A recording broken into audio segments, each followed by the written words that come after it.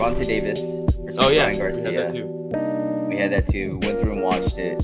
Ryan Garcia gets dropped early in the fight. He was feeling himself, man, because that first round, big feeling out process. Yeah. Big feeling out process. But Ryan Garcia was still the one that was putting the pressure on. Had Gervonta on his back foot a little bit.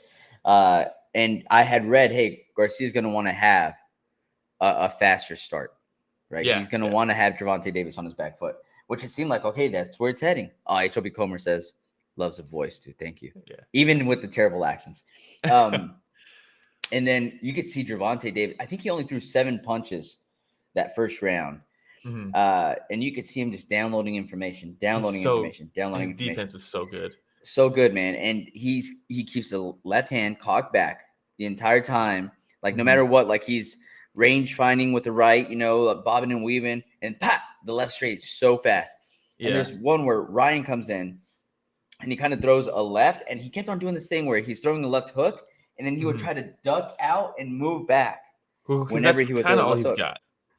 So he throws this left hook, yeah, ducks down, and right as he ducks down, Gervonta hits him with a massive left right when he's like hunched over like this, and he just falls straight back. But props to Ryan, gets right back up, shakes it off a little bit. He's like, I'm good. A little bloody blood on the nose there after that hit, but it's whatever, right?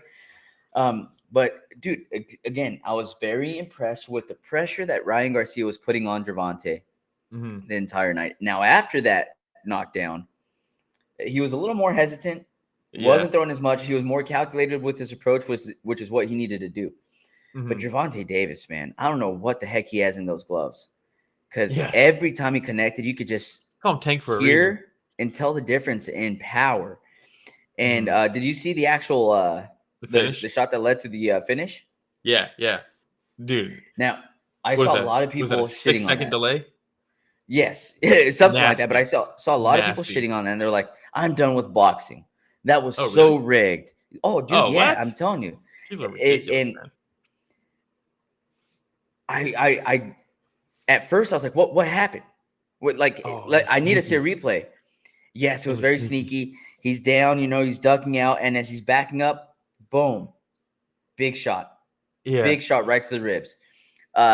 Monster Tony says, "When does the MMA talk start?" Man, you missed it. We already covered UFC. We covered UFC Fight Night. Pavlovich versus Curtis Blades, and Curtis Blades' terrible chin.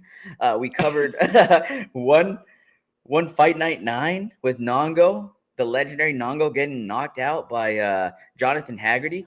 And now we're on, I guess you could say miscellaneous. With some boxing. Miscellaneous. Shut up, Monster Tony, though. Hey, HLB Comer says boxing is dead. It took ages for the main event to start.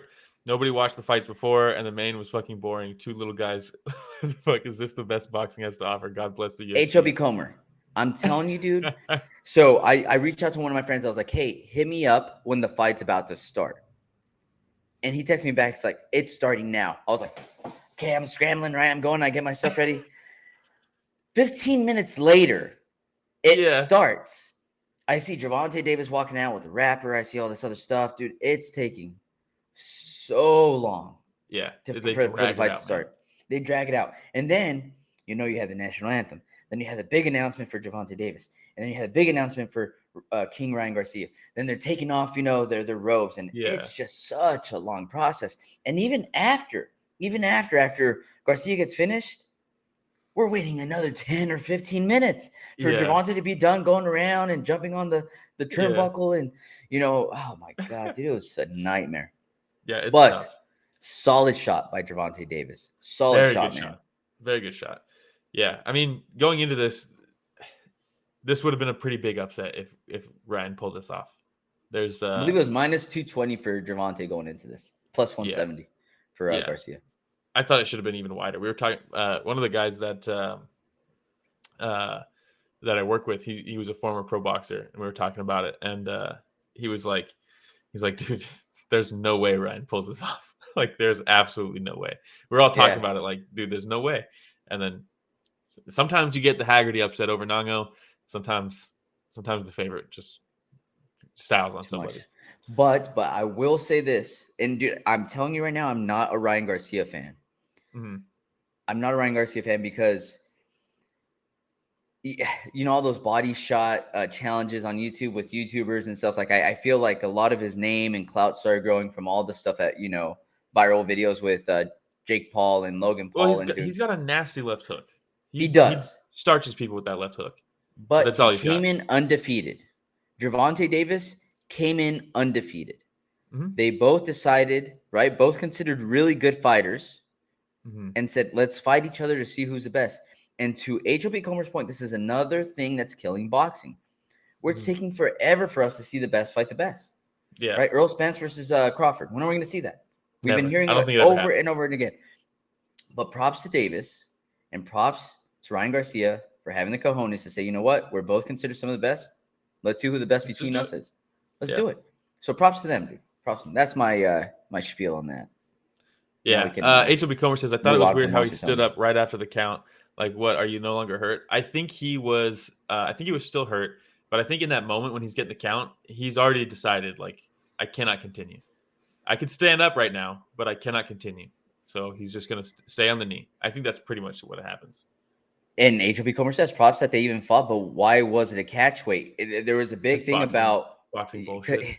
Because boxing. And then there was the rehydration clause in there too, where Ryan Garcia can only rehydrate a certain amount. And it's ridiculous. Yes. Great point. Great point. Yeah. They should have just been like, hey, you want to fight? Let's fight. Because like that's the type of shit that I hate in boxing, and like the automatic rematch clauses. It's like, what are we doing? Automatic rematch clauses in the contract for a fight? Get the fuck out of here with that.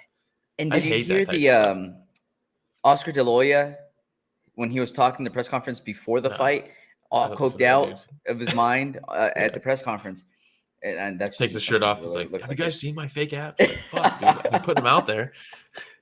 And he's talking about, he's like, hey, when you have somebody's team that says we're going to do it at this catch weight, when you have somebody's team that says, hey, there needs to be a rehydration clause, when you have somebody's team that's putting out all these extra stipulations to make this fight happen, and Ryan's like, yeah, sure, let's do it. Yeah, let's do it. Yeah, let's do it. One of these teams is a little concerned. One of these teams is a little more worried than the other. And I was like, I see where he's coming from.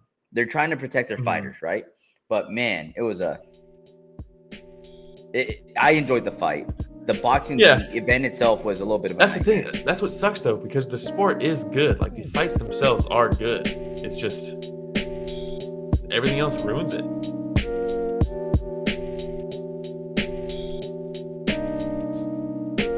Hey everybody, Romero and Will here. Thank you so much for watching that short clip. It's just a small clip of what we covered this last Sunday.